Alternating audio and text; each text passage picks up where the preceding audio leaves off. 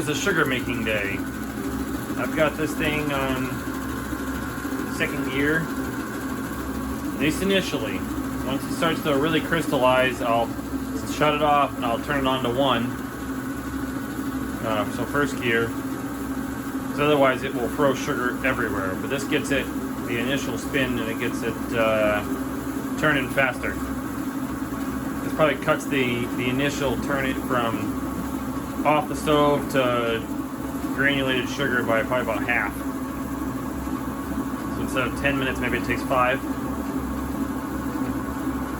Yeah, seeing it turning now?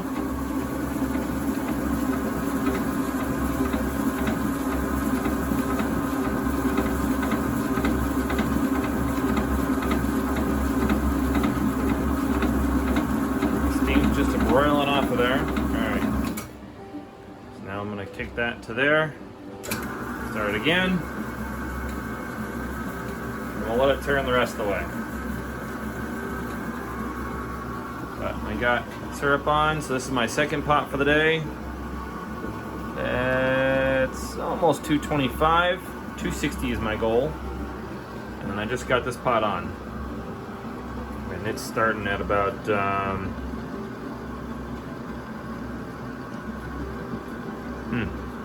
75 degrees. Better than it was starting yesterday. Yesterday it was starting at about 60. So the syrup in here is definitely warmed up. There we go. Look at that turn now.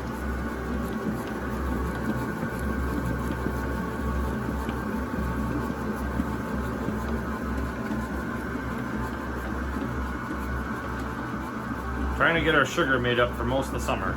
Get ahead of the orders.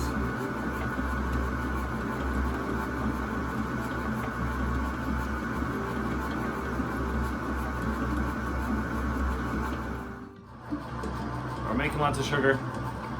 When you go from, for me, my elevation, I find the 260 degrees works best. So from there, it goes into the big mixer.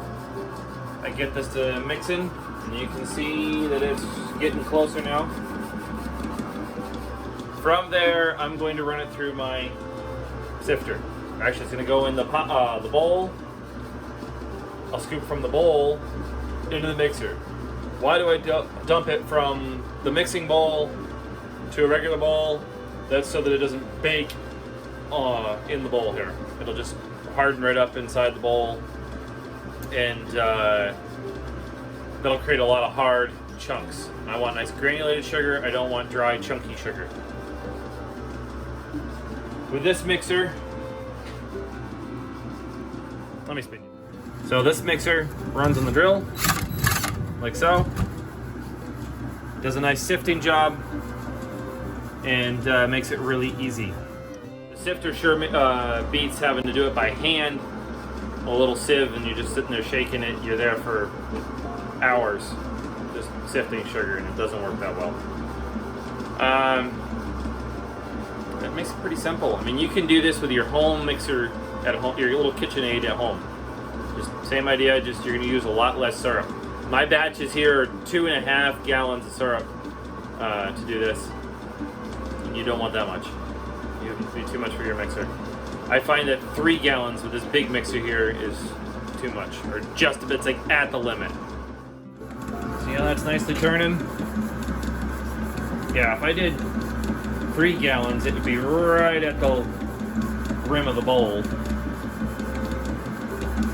And it takes more time to stir, it takes longer to cook. 2.5 is like ideal. And this is almost there. I will stop that when the steam is done coming off of it. I find that's about right. Me, my elevation, my setup.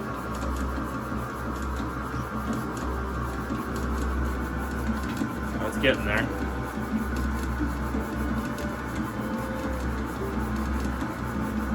Making sugar is actually very easy. You're gonna want your earlier season syrup.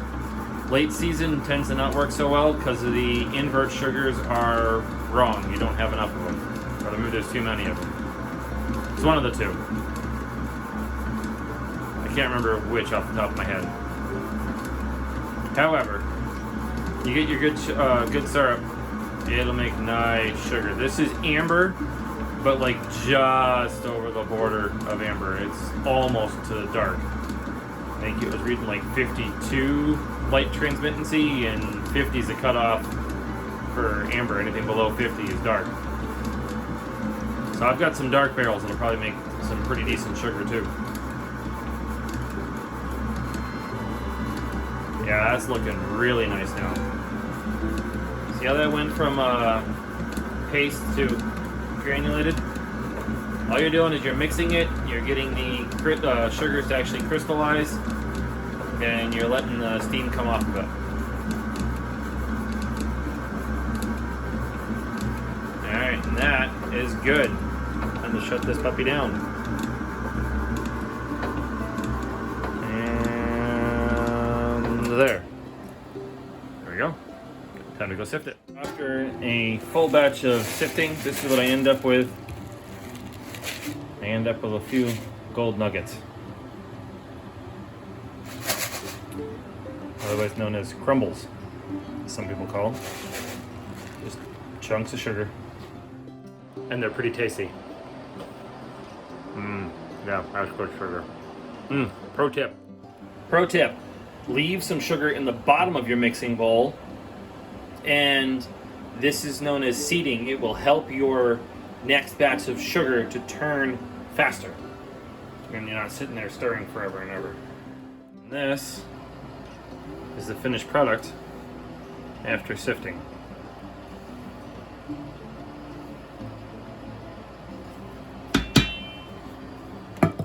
Really good stuff. So hopefully you can try it yourself. It's pretty easy, like I said. 260 degrees, 265 depending on your elevation. Obviously the hotter you go, the drier your sugar is going to be, and sifting can get kind of interesting. I use my big sifter with my setup. Like what I've got, 260 degrees, the big mixer, the power sifter, and my timing in my process, I get like that little bit of crumbles you saw there. It's not much. That's about what I expect to get every time. If I'm getting a lot more than that, and like a third of my batch of sugar is, or better, is just big, giant, hard clumps, well then I definitely took it too far and it was too hot. Sometimes if your invert sugars are wrong, you can get it up to 260 and it might not actually get to sugar. It might just turn into like this weird paste if it doesn't burn in the pot beforehand. So that's a quick way to find out whether your inverts are wrong. So don't use your late season syrup to do it. I can guarantee you your inverts are probably just about going to be wrong every time. You want your earlier season syrup. Maybe not like your first batch or your second batch, but about your third batch into about your middle of your season. That all should make good sugar. Hopefully you found this helpful and informative. I'll catch you folks later.